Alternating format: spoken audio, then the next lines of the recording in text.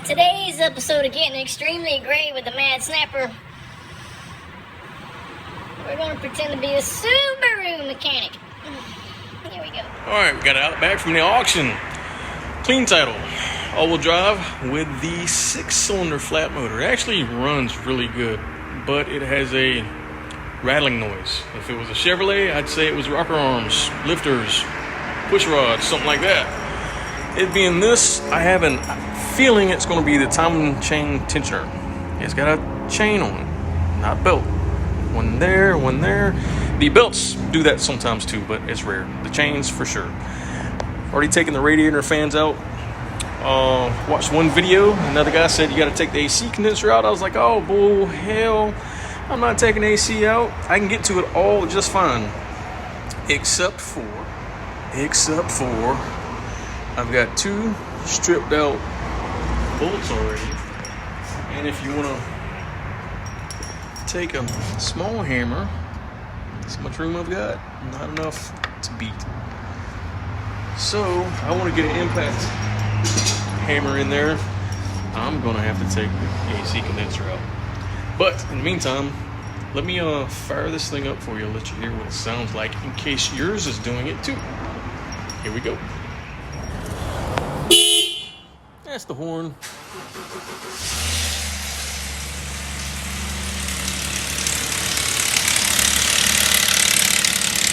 gonna be right there. So it's gonna be the left side. I'm gonna do them both though. Took the belt off. That way we know it's not any other pulley.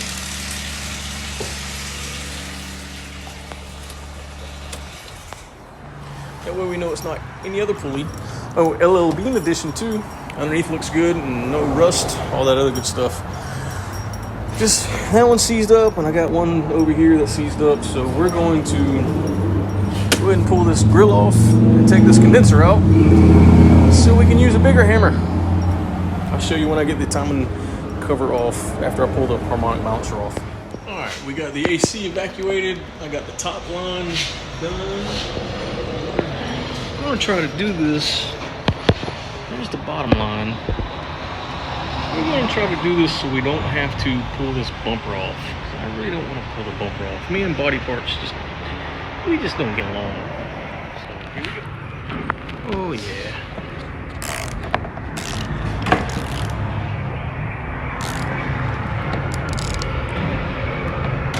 It's working. Got the wobble. All right. Let's pull this bolt out real quick. Got it out. So the pressure's already relieved because I already got the top one out. So hopefully this will wiggle free. Wiggle, wiggle, wiggle.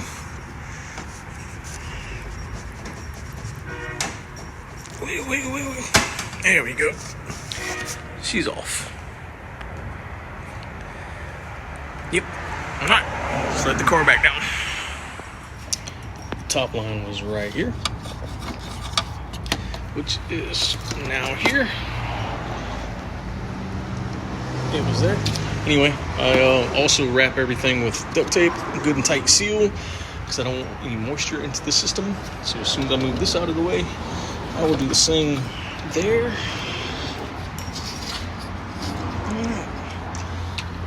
Let me grab my other hand and be right back. All right, we have one more mounting piece right there. That's holding this condenser in on both sides. You see a little sneaky bolt down there.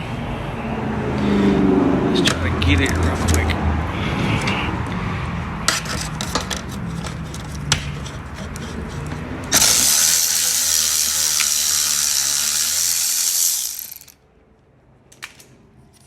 Dropped it. Yay! That one broke off on me on there, so I gotta have fun with that. That one came out. Alright. That's out. And no damage, in good shape. Let's put it over here by the radiator. I'm gonna I still got to cap those off. Don't want no contamination inside that. Alright, here we go. Like I said, we cap off the AC line there, AC line there, Hey, train, I'm trying to talk, train. Go do that shit somewhere else. Anyway, and this one's capped off, and that one's capped off, and then I wrap it around it. So stick, because this may be a 2-day project. I've got a bunch of things to do. Like I'm about to stop on it now, so I can pull this car in and check the codes on it. Then I gotta pull this bike in. But now I've got room to beat on things. Yay, and I didn't have to take the bumper off, because I don't like doing none of that. Nope. Alright, boys and girls. Next day, back on the Subaru. So, I cannot stress this enough to grab you a pick and clean out every one of these little, was it 5mm, 6mm? I think 5mm Allen heads. Then go the extra mile.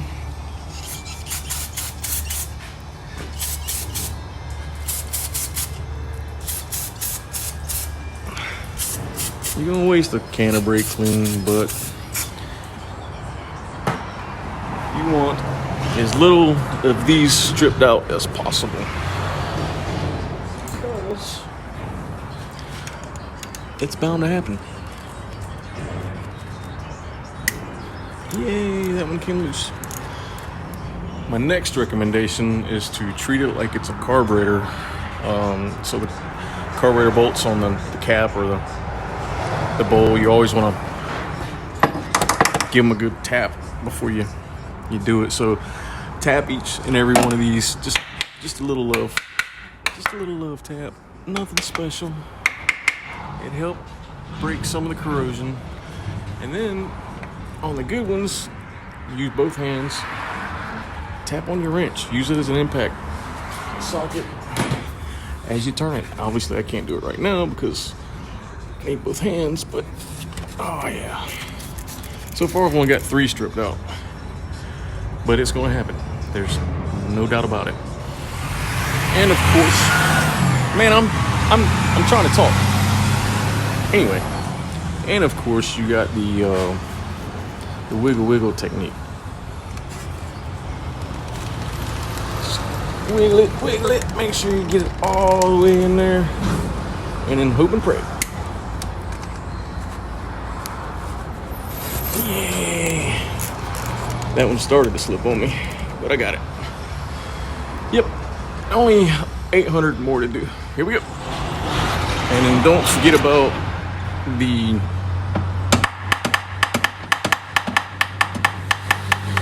beat it into place technique, which is the whole reason we moved the condenser to begin with. Yeah, because that's going to work half the time.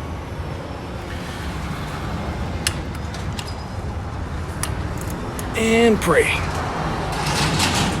Yes. Sweet. All right, only 700 more to go. And we're back. So on this first strip one, I kind of do my carburetor technique. I'll take a good hard chisel, put it just above the halfway mark, give it a little angle, beat on it a few times. Then I'll take the next size Torx bit, which happens to be a T30, I think, that fits. Beat it into place, and then let's see if it works. All right, here we go. Wish me luck. Oh yeah, sweet. All right, I've only got 3 more of those to get to, and I think one of them I cannot get a chisel to. Heat would be great, but I don't have torches or even a little propane thing to heat this stuff up. And gosh, that would take forever to heat each and every one of these up. Anywho, let's lower it and get to the top ones. All right, let's get this balancer off first.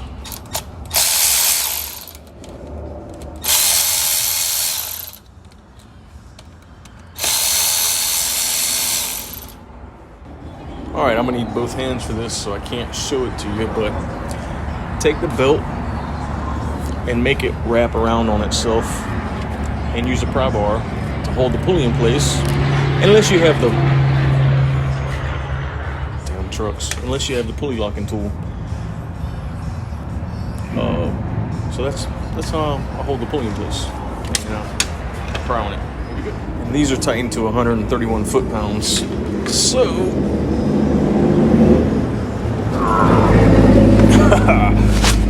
oh yeah, got it. Whew. Anyway, I'll show you how I was talking about the actually, hang on. Let me loosen it just a little more. There we go. Anyway, you can see how I made it wrap around on itself. Now I'm gonna have to get it to unwrap on itself.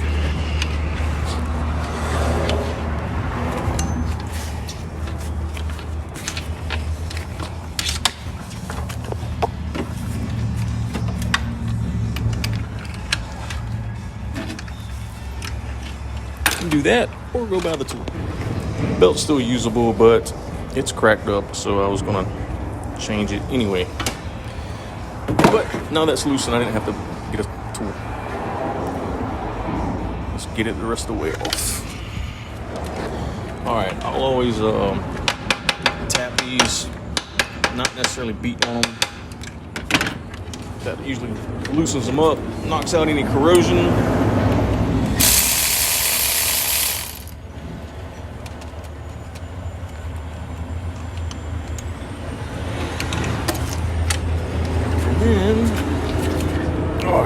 Nice and easy. Make sure you don't lose that keyway that goes in there, because that's going to be a bear if you lose that.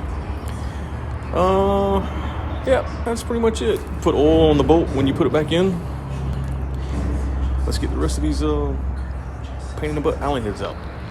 Everybody knows what goes in there. Hope so. It's basically an impact driver. When you hit it really hard with the hammer, it puts pressure on it and turns. These things are lifesavers, especially when doing like drums that have retaining bolts and nuts and stuff. Anyway, I've got enough room for this one. I'm gonna try to hit it in there with the hammer and see if that helps. That'd be awesome. Here we go. Well, there was not enough room to swing the hammer to make that work, and it stripped. So I'm gonna hit it with the chisel and then hit it with the Torx T30, and hopefully that will work. Yay! All right, the chisel and the T30 did not work. Nothing else would fit. But technique number 452 is this guy, and it actually worked. I didn't think it was gonna work, but it grabbed really good. So put it on there, give it a whack with a hammer, put your ratchet on it, and I whack the ratchet at the same time, even though I know it's not good to hit your ratchets with hammers, but I got a couple of sacrificial ones. Hit it with the hammer and turn, and it broke loose perfect. So I'm gonna use this for the rest of them and see if it works easily. Man, I am trying to talk. Something's smoking. Anyway, so that was my last one that was stuck. I don't remember when I bought these, but they were great.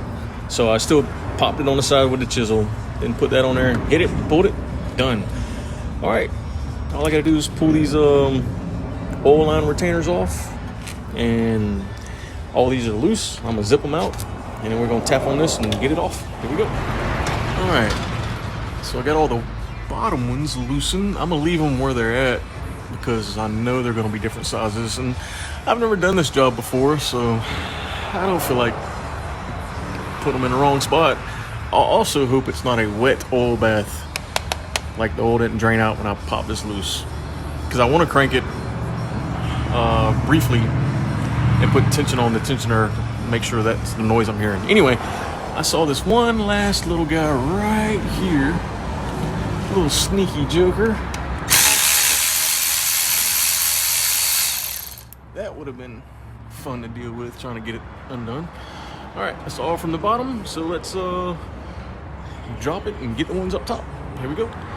All right, all 50 good bazillion of them are loose. I think they're all loose. Not 100% sure. Got me a little oil catch drain down there because I'm sure some oil's gonna come out. Anything else I need to do? Nope. Start prying away. I should probably beat on a little bit.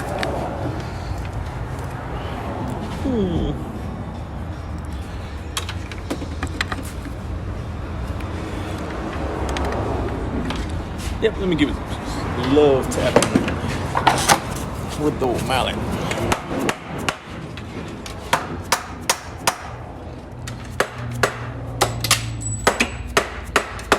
Missing one.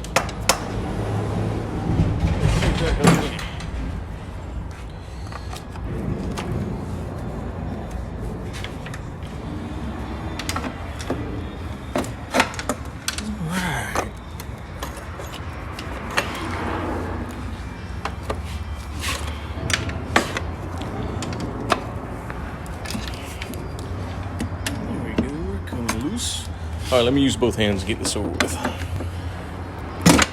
All right, finally come loose. I put a little screwdriver there, and then took my pry bar and stuck it in between this tab and here, and it finally popped loose. And when it did, it shot probably 10 or so bolts down, but most of them are still in place. And we lost a little bit of oil, not a lot though. All right, I think that trash can right there is going to be my plan of attack. Wiggle. Come on, baby, let go. Without dropping all the bolts.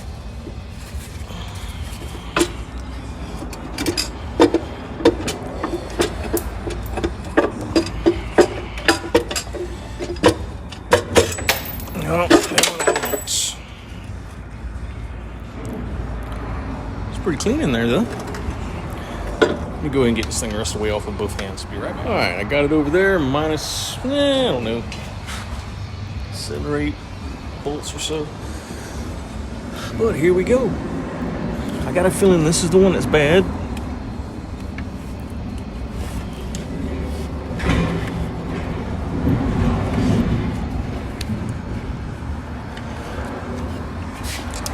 Not 100% sure yet.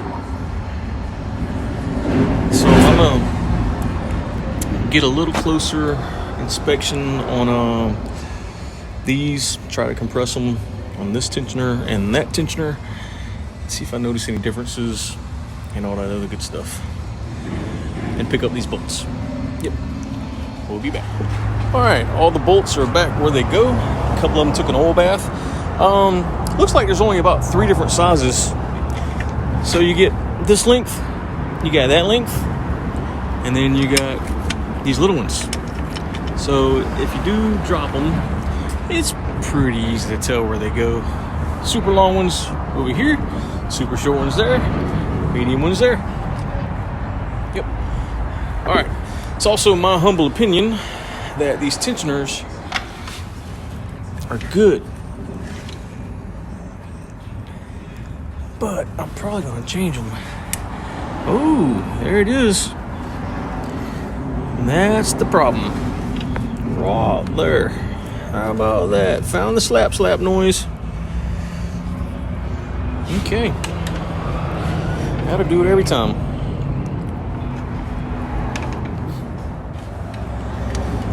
Yes, sir.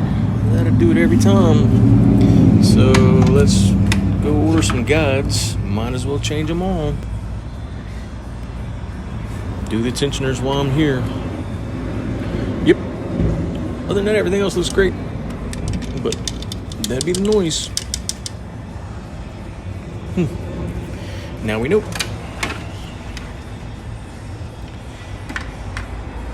Yay. All right. Internet bound. I'll be back at you when we get some parts in. Here we go.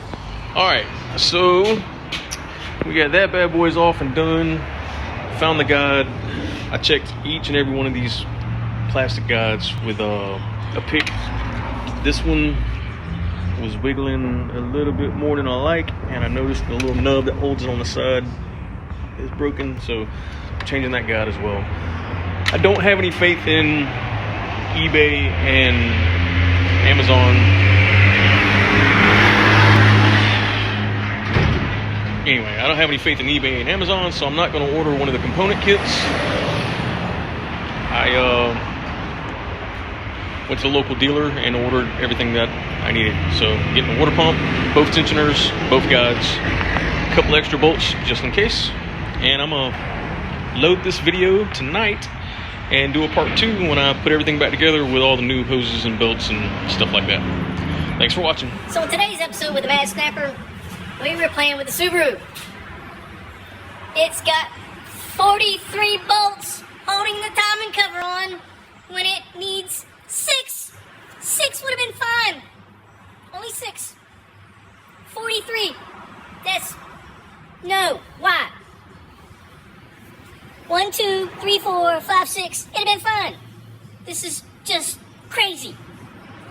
43. 43 total. That's including the 2 holding that on and the 1 down there. But 43 total. 3 different flavors. Well, 4 different flavors. Okay, 5. Whatever. I'm going home now.